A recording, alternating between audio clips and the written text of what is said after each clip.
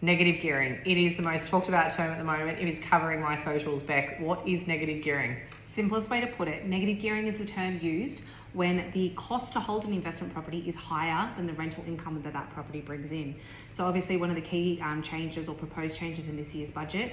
Beck, let's go through a real life example so we can actually explain what it might mean. Cool. Okay, so let's call it you own an investment property. You earn $120,000 a year. That investment property generates $30,000 a year in rent, but the property costs you in expenses, which includes things like property management, insurance, and interest expenses. It might cost you $35,000. Plus, you claim depreciation on that property, and that might be, say, $8,000 for the year. So the overall cost on your tax return is actually $43,000. So your income has gone from $120,000, but on your tax return, you claim a loss of $13,000. So what that means is your income is now $107,000. So what does it mean as far as a number? If your income and you are earning an income of $120,000, your income tax is $22,694. If you earn $107,000, your income tax is $20,484.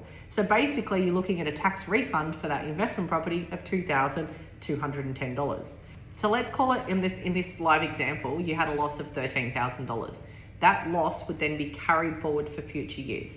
That loss can be carried forward until the property makes a profit on your tax return, so you can actually offset the profit with any possible ongoing losses that you've carried forward.